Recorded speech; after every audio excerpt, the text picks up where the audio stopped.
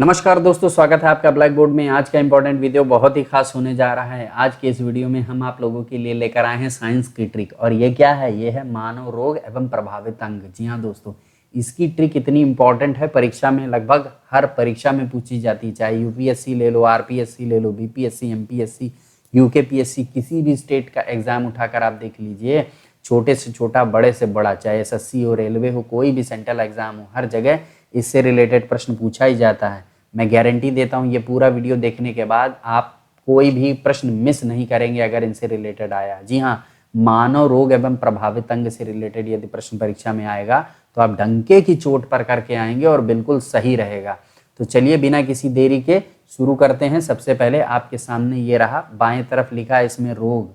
जी हाँ दोस्तों, बाएं तरफ इसमें लिखा है रोग और दाएं तरफ लिखा है कि कौन से वो अंग होते हैं जिनको ये रोग प्रभावित करते हैं। जी हाँ, कौन से अंग होते हैं जिनको ये रोग प्रभावित करते हैं। तो सबसे पहला जो रोग है वो है डिप्थीरिया।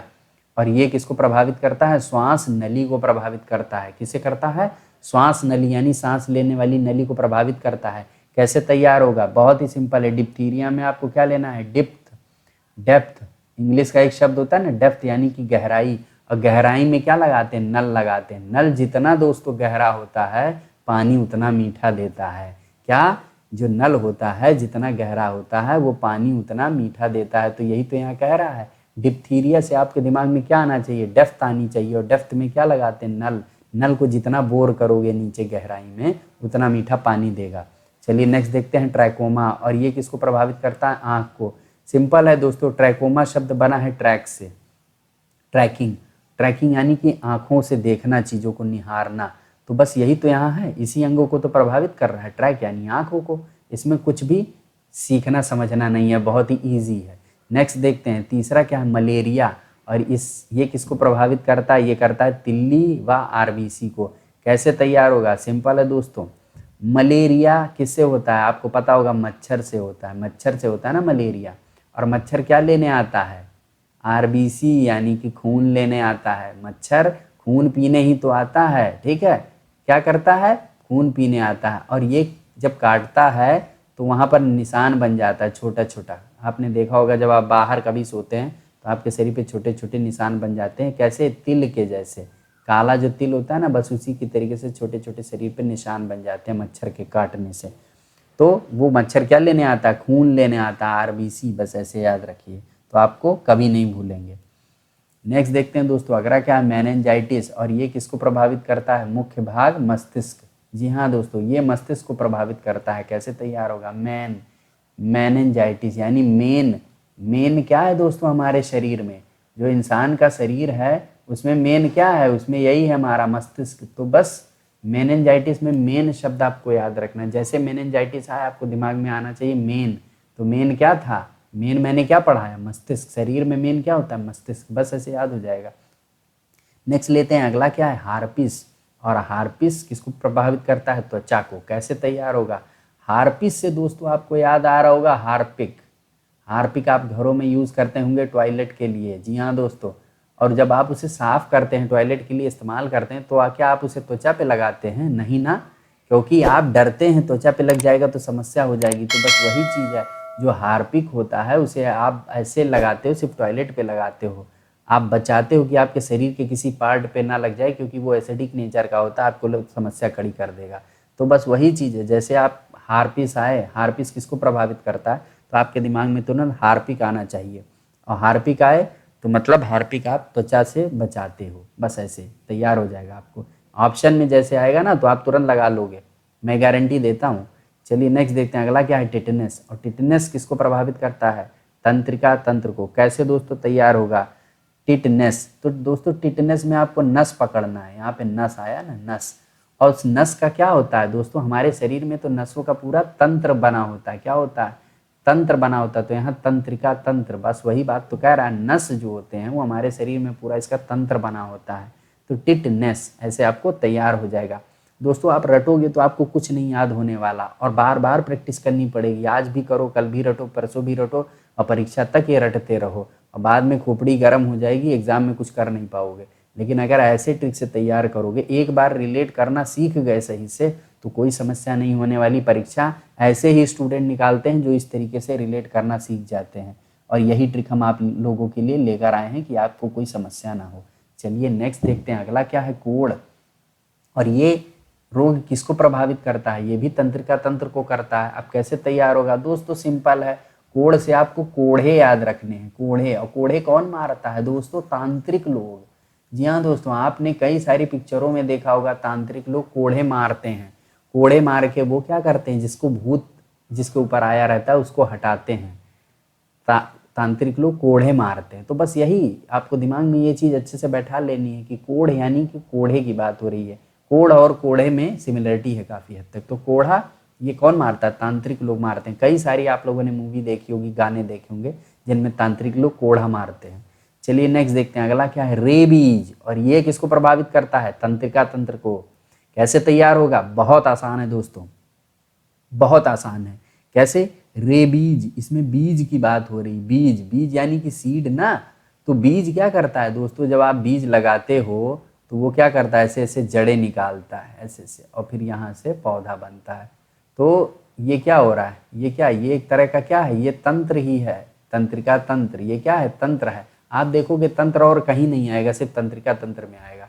तो बस वही आपको याद रखना है, तंत्रिका तंत्र। ये क्या है, एक तरह का तंत्र ही तो है। बीज से तंत्र बनना है, बीज में कुछ था ऐसा जिसके कारण उसने तंत्र बना दिया। तो बस ऐसे तैयार हो जाएगा। नेक्स्ट देखते हैं अगला दोस्तों क्या है, पोलियो। और ये क्या है, तंत्रिका तंत्र। तो दोस्तों ये कैसे तैयार होगा, बहुत ही सिंपल है दोस्तों। यहाँ पर आपको पोलियो में पोल लेना है, पोल, पोल यानी कि खंभा। आप लोगों ने देखा होगा बिजली के जो तार होते हैं उनको पोल बोला जाता है। जी हाँ दोस्तों, ऐसे लगे होते हैं ना, और इस पे तार आया रहता है, ऐसे यही तो रहता है ऐसे। तो ये पोल है, इस पे क्या है, ये तंत्र ही तो है। ये पूरा मकड़ जाल लगा हुआ है तारों का, तारों का ये जाल लगा रहता है, यानी तंत्र है एक तरह से। आप अपने घर के बाहर जो पोल लगा है उसको जाके एक बार देखिए, उस पर कितने सारे लोगों के तार लगे हुए हैं। तो एक तरह से वो तंत्र हो गया। तो बस यही तो मैं कह रहा हूँ, पोलियो में आपको पोल याद रखना है और आपको याद हो जाएगा कि ये तंत्रिका तंत्र को प्रभावित करता है। चलिए नेक्स्ट देखते हैं, अगला क्या दोस्तों, अगला है चेचक। और ये किसको प्रभावित करता है, चेचक दोस्तों करता है पूरा शरीर। अब इसमें कुछ बताने की ज़रूरत नहीं दोस्तों, आपको भी अपने जीवन में कभी ना कभी चेचक हुआ होगा। तो वो पूरे शरीर पे छोटे छोटे दाने निकल जाते हैं, इसलिए इसमें ट्रिक की ज़रूरत बिल्कुल भी नहीं है, ये ऑलरेडी सभी जानते हैं। अगला देख लेते हैं हम, खसरा। ये किसको प्रभावित करता है, पूरा शरीर को। कैसे तैयार होगा, खसरा में दोस्तों सरा आ गया, सरा यानी सहारा, सारा यानी कि संपूर्ण। तो यहाँ पे भी बात हो रही है पूरे शरीर की। यही तो मैं समझा रहा हूँ आपको कि खसरा में आपको सारा ले लेना है, खसरा यानी सारा, यही तो बात हुई। तो सारा यानी कि पूरा शरीर, पूरे शरीर में होता है। नेक्स्ट देखते हैं अगला दोस्तों क्या है, डेंगू ज्वर। और ये होता है पूरे शरीर में। कैसे दोस्तों तैयार होगा, दोस्तों डेंगू ज्वर मच्छर के काटने से होता है, आपको पता है। और इसमें कपकपी होती, क्या होता है, कपकपी होती है। और कपकपी कहाँ होती है, पूरे शरीर में होती है भाई, पूरे शरीर में कपकपी होती है। तो बस यही तैयार करना है आपको, कुछ इसमें दिमाग नहीं लगाना है, सिंपल ट्रिक है बिल्कुल। चीज़ों को अच्छे से रिलेट करिए और ज़िंदगी भर याद रहेगा आपके दिमाग में। 40-60% तो आप हमेशा याद रखेंगे, जब मर रहे होंगे तब भी आपको याद रहेगा, ये बात गारंटी है, नोट कर लो मेरी। चलो नेक्स्ट देखते हैं, अगला प्लेग। और प्लेग का क्या है, प्लेग किसको प्रभावित करता है, फेफड़ा व आरबीसी को। कैसे तैयार होगा दोस्तों, प्लेग एक इंग्लिश का वर्ड है प्ले, उससे काफ़ी हद तक सिमिलरिटी रख रहा है। प्ले माने खेलना, और जब खेलते तो क्या होता है, आपके फेफड़े फूलते पचकते हैं, सांस काफ़ी सारी ऑक्सीजन जाती है और कार्बन डाइऑक्साइड बाहर निकलती है, तो फेफड़ों पे ही तो प्रभाव होता है। यानी प्लेग को आप प्ले से रिलेट कर लो। प्लेग, जैसे ही प्लेग दिमाग में आए, आपके दिमाग में आए प्ले यानी खेलना, और खेलोगे तो क्या, फेफड़े फूले पचकेंगे, बड़े होंगे, और आरबीसी का लेवल जो होता है आपके बॉडी में बढ़ेगा। कहते हैं ना, जो लोग खेलते हैं उनके चेहरे लाल होते हैं, मतलब आरबीसी, है ना। ऐसे याद हो गया, जो खेलोगे वो तुम्हारे गाल जो होंगे वो टमाटर जैसे लाल रहेंगे, आरबीसी। तो बस ऐसे ही बस तैयार हो गया आपका। चलिए नेक्स्ट देखते हैं, अगला क्या है, निमोनिया। और ये किसको प्रभावित करता है, फेफड़े को। कैसे दोस्तों तैयार होगा निमोनिया का, तो दोस्तों निमोनिया का इसका ऐसे तैयार होगा कि निमोनिया से आपको याद कर लेना है निम्न। निम्न, निम्न यानी का छोटा व्यक्ति, बहुत ही छोटा व्यक्ति। और जो छोटा व्यक्ति होता रहता है वो क्या करता है, वो हमेशा फड़फड़ाता रहता है, फड़फड़ाता रहता है। छोटा व्यक्ति हमेशा फड़फड़ाता रहता है बेचारा, ऐसा लगता है जैसे उसकी ज़िंदगी बर्बाद है। बस यही निम्न व्यक्ति जो होते हैं उनकी स्थिति हमेशा फड़फड़ाने जैसी रहती है। हमेशा वो परेशान रहते हैं। बस यही आपको तैयार कर लेना, आपको दिमाग में रख लेना कि आपके अगल बगल कोई व्यक्ति ऐसा है जिसको आपको डिनोट कर लेना है कि वो व्यक्ति निम्न है और वो फड़फड़ाता रहता है हमेशा, तो उसको निमोनिया हो गया। क्षय रोग, क्षय रोग दोस्तों क्या है? टीबी यानी ट्यूबरकुलोसिस। क्षय को ही टीबी, इंग्लिश में टीबी बोलते हैं। आप लोग क्षय रोग अगर नहीं पता होगा तो टीबी तो पक्का पता होगा। अगल बगल घर में पास पड़ोस किसी न किसी को देखा ही होगा कि इसको टीबी हो गई। और टीबी जिसको हो जाती है वो, उससे आप क्या दूरी बनाते हो? क्यों बनाते हो? क्योंकि आप सोचते हो वो खांसे ना, उसे खांसी अगर आ गई तो आपको टीबी हो सकती है। वो थूके ना, यानी उसका जो बलगम है इधर उधर बलगम ना फेंक दे, तो इससे कारण। तो ये सब क्या है? फेफड़े, फेफड़े से ही रिलेटेड है। खांसी कहाँ होती है? फेफड़े से ही। तो बस वही टीबी फेफड़े को प्रभावित करता है। चलिए नेक्स्ट देखते हैं, अगला क्या है? काली खांसी। यहाँ भी खांसी, और जो खांसेगा वो क्या करेगा? फड़फड़ाएगा। यहाँ भी सेम वही चीज़ है। अगला देखिए, जो खांसने से रिलेटेड, जो भी सांस से रिलेटेड है वो फेफड़े को ही प्रभावित करे। यहाँ देखिए दमा, यानी दम निकलने की बात हो रही, तो यहाँ भी या क्या करेगा? फड़फड़ाएगा, फड़फड़ाएगा। सिंपल है, अगर दम निकलेगा तो यहाँ पर भी फड़फड़ाएगा। नेक्स्ट दोस्तों देखते हैं इन्फ्लुएंजा। इन्फ्लुएंजा, और ये किसको प्रभावित करता है? श्वसन तंत्र को प्रभावित करता है। कैसे दोस्तों तैयार होगा इन्फ्लुएंजा का? श्वसन तंत्र को प्रभावित करता है। दोस्तों यहाँ पर आया है फ्लू, यानी फूलने की बात हो रही है। तो फूलेगा क्या? जब आप सांस लेते हो, जब आप श्वास लेते हो तो आपका छाती फूलती पचकती है, फूलेगी और फिर पचकेगी, फूलेगी फिर पचकेगी। तो यही है इन्फ्लुएंजा।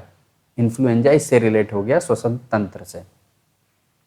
चलिए नेक्स्ट देखते हैं, अगला क्या है दोस्तों? यहाँ पर भी फ्लू आया और ये भी श्वसन तंत्र है। मैंने कहा कि फूलने पचकने से, यानी फूलने की बात हो रही, तो यहाँ पर भी श्वसन, सांस जब आप लेते हो तो फूलता पचकता है, ऐसे आपको तैयार हो जाएगा। नेक्स्ट क्या है दोस्तों? रिकेट्स, और ये किसको प्रभावित करता है? ये रोग प्रभावित करता है हड्डियों को। कैसे तैयार होगा? सिंपल है दोस्तों, रिकेट से आपको याद आएगा रैकेट। रैकेट, रैकेट तैयार हुआ। जब आप रैकेट खेलते हो तो क्या होता है? दौड़ते हो दाएं बाएं, इससे आपकी हड्डियां मजबूत होती हैं। बस आपको यही याद रखना है, ये स्टोरी आपको दिमाग में बैठा लेनी है कि जब आप रैकेट खेलते हो तब आपकी हड्डियां जो होती हैं वो काफ़ी मजबूत हो जाती हैं। तो बस इसका मतलब रिकेट्स हड्डियों को प्रभावित करता है। नेक्स्ट दोस्तों क्या है? एथलीट फुट, और ये किसको प्रभावित करता है? पैरों को। यहाँ भी फुट आया, और फुट माने पैर, तो कोई इसमें ट्रिक की ज़रूरत नहीं है, बहुत ही सिंपल है। नेक्स्ट देखते हैं दोस्तों घींघा, और ये किसको प्रभावित करता है? थायराइड ग्रंथि। दोस्तों इसके लिए पर्टिकुलरली किसी ट्रिक की आवश्यकता नहीं है। ऐसा इसलिए क्योंकि आप अक्सर देखते हैं ये बहुत ही सामान्य बीमारी है, घींघा, यानी गले से, और गले में थायराइड ग्रंथि पाई जाती है। ठीक है, तो इसमें आपको ट्रिक की ज़रूरत नहीं, इस चीज़ को अच्छे से दिमाग में बैठा लीजिए। ठीक है, नेक्स्ट देखते हैं दोस्तों पीलिया, और ये किसको प्रभावित करता है? लीवर को। कैसे दोस्तों तैयार होगा? पीलिया, यहाँ पर कह रहा है पी लिया, मतलब मैंने कुछ पी लिया। तो जो चीज़ पियोगे वो कहाँ जाएगा? वो हमारे लीवर में ही जाएगा। जब आपने कुछ चीज़ पी लिया, ठीक है, तो वो कहाँ जाएगा? लीवर में जाएगा। तो इसको याद करने का ट्रिक क्या है? कैसे दिमाग में ये याद रहे? तो यहाँ पे भी ला आया, यहाँ पे भी ला आया। ठीक है, पी लिया, और यहाँ पे ली, मैंने ली। तो एक तरकीब तो ये हो गई कि दोनों में ली आ गया, और एक तो ये हो गया कि पी लिया। तो अगर आपने कोई चीज़ पी ली तो वो कहाँ जाएगी? आपके लीवर में जाएगी। बस इसको कॉन्सेप्चुअली बैठा लीजिए, ये भी एक सॉलिड ट्रिक है। नेक्स्ट अगला देखते हैं, अगला क्या है दोस्तों? पायरिया, और पायरिया दांत व मसूड़ों में होता है। दोस्तों ये हम काफ़ी इंपॉर्टेंट था इसलिए हमने डाल दिया, लेकिन इसकी कोई ट्रिक हम नहीं बना पाए। अगर आपके पास कोई ट्रिक हो, कोई अच्छा तरकीब हो, तो इसे कमेंट सेक्शन में लिख के ज़रूर बताइएगा, ताकि अन्य लोगों को इसका फ़ायदा हो सके। दोस्तों नेक्स्ट देखते हैं AIDS, acquired immuno deficiency syndrome. जी हाँ, एक्वायर्ड इम्यूनो डिफेंसी सिंड्रोम, इसके नाम में ही फुल फॉर्म अगर आपको पता होगा, एक्वायर्ड इम्यूनो डिफिशियंसी सिंड्रोम। तो डिफिशियंसी मतलब क्या? कमी, और किसमें? इम्यूनो, यानी कि प्रतिरक्षा। अगर हिंदी में इसका करें तो इम्यूनोलॉजी का मतलब क्या होता है? इम्यून का मतलब क्या होता है? प्रतिरक्षा तंत्र, प्रतिरक्षा तंत्र में कमी, ये एक्वायर्ड इम्यूनोडिफिशियंसी सिंड्रोम होता है। तो बस वही कह रहा है कि एड्स को के कारण क्या होता है? हमारी प्रतिरक्षा प्रणाली कमज़ोर हो जाती है। तो ये इसके फुल फॉर्म में ही आ गया कि ये इम्यून सिस्टम को अफेक्ट करता है, एक्वायर्ड इम्यूनो। दोस्तों इसको मैं लिख देता हूँ अगर आपको नहीं पता होगा, इम्यूनो। ठीक है, तो इम्यून सिस्टम को ये एक तरीके से अफेक्ट करता है, बस ये ध्यान रखिए। एड्स इम्यून सिस्टम को इफेक्ट करता है, आई से इम्यून होता है। ठीक, हैजा टाइफॉइड, ये किसको प्रभावित करते हैं? आंत को। कैसे तैयार होगा दोस्तों? टाइफॉइड, टाई, टाई आपको पता होगी, लोग पहनते हैं, ठीक है। टाई, टाई को पकड़ के अगर फाइट करोगे, क्या करोगे, फाइट करोगे, लड़ाई करोगे, जैसे स्टूडेंट अक्सर करते हैं कॉलेजेस में, टाई पकड़ के उसको लड़ाई करते हैं, क्या कर रहा है तू, ओए क्या कर रहा है तू, इस टाइप का। तो जब एक दूसरे को मारते हैं तो उसमें अंत जरूर हो जाएगा, यानी कि जान चली जाने का खतरा, अंत होने का। क्यों? क्योंकि टाई गर्दन को पकड़े रहती। तो टाई पकड़ के जब फाइट करोगे तो अंत होने की पूरी संभावना है। ये चीज़ आपको याद रख लेनी है, ठीक है। एक कहानी के माध्यम से समझिए। दूसरा है हैजा, हैजा में भी आंत को प्रभावित होता है। तो ये कैसे तैयार होगा, ये भी सिंपल है दोस्तों। हैजा, हैजा से आपको हज याद रखना, हज। और जब पहले के समय में लोग हज करने जाते थे तो ये सोच के जाते थे कि अब चाहे हमारा अंत ही क्यों ना हो जाए, लेकिन हमको हज करनी है। या यूं कहें कि हज वही लोग करते हैं अपने जीवन के अंत में करते हैं, जब सब चीज़ों से निवृत्त हो गए तब जो मुस्लिम लोग हैं, मुस्लिम लोग वो हज करते हैं। ऐसा इसलिए करते हैं कि अब तो सब चीज़ से निपट लिए, चलो अब हज कर लेते हैं, क्योंकि उसमें पैसे लगते हैं। तो बस वही हैजा यानी कि हज। और हज कब करते हैं, अंत में करते हैं, जीवन के अंत में। जो भी पूजा पाठ वाली ये प्रक्रियाएं होती हैं, तीर्थ व्रत करते हैं लोग, ये अंत में ही ज़्यादातर करते हैं। तो इस तरीके से आपको ये सारी ट्रिक तैयार हो गई दोस्तों। दोस्तों ये प्रश्न आप लोगों के लिए है कि निम्नलिखित में से किसे वर्गीकी का जनक कहा जाता है। जी हाँ, क्लासिफिकेशन का जनक किसे कहा जाता है। ऑप्शन आपके सामने है, ए अरस्तु, बी ट्रेविरेनस, सी लिवेनहॉक, या फिर डी कैरोलस लीनियस। कैरोलस लिखा नहीं गया, लीनियस है। तो इसका आंसर आप हमें कमेंट सेक्शन में लिख कर ज़रूर बताइएगा दोस्तों। इसके साथ साथ दोस्तों हम बताना चाहेंगे कि आपको ये ट्रिक कैसी लगी, हमें ज़रूर कमेंट करके बताइए। और हाँ, अगर आपको पसंद आई है तो प्लीज़ लाइक ज़रूर करिएगा, क्योंकि हम बहुत मेहनत से बनाते हैं। कुछ चीज़ें हो सकता है उतनी अच्छी ट्रिक ना बनती हो, लेकिन फिर भी हमारी कोशिश रहती है। इसके साथ साथ दोस्तों हम ये बताना चाहेंगे कि मोर देन 400+ वीडियोज़ हमने अब तक अपलोड कर दिए हैं अपने प्लेलिस्ट में। तो इनको जाके आप ज़रूर देखिए हमारी प्लेलिस्ट में, इनसे आपको काफ़ी फ़ायदा होगा परीक्षा में। और हाँ, आप इस वीडियो को शेयर ज़्यादा से ज़्यादा करिए ताकि अन्य लोगों तक भी पहुंच सके और हमारा जो चैनल है ये प्रमोट हो सके दोस्तों। इसके साथ साथ अगर आप कोई सजेशन हमें देना चाहते हैं तो प्लीज़ ज़रूर दीजिए हमें सजेशन। अगर वो हमें अच्छे लगे तो हम उसे ज़रूर इनकॉर्पोरेट करेंगे। हमारी जो वेबसाइट है jobrika.com, उस पर ज़रूर जाइए और वहाँ पर आप क्विज़ अटैम्प्ट कर सकते हैं। ये टोटली फ्री ऑफ कॉस्ट है। इसके साथ साथ यहाँ PDF मिलेगा आपको, ये भी फ्री हैं, इनके कोई चार्जेस नहीं लगते। ये करंट अफेयर के PDF हैं जो कि हम मंथली अपलोड करते रहते हैं।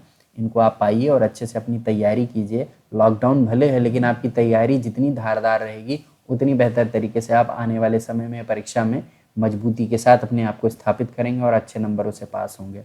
दोस्तों हमारी शुभकामनाएं आपके साथ हैं। आज के इस वीडियो में बस इतना ही। मिलते हैं फिर किसी धमाकेदार ट्रिक में, तब तक के लिए धन्यवाद।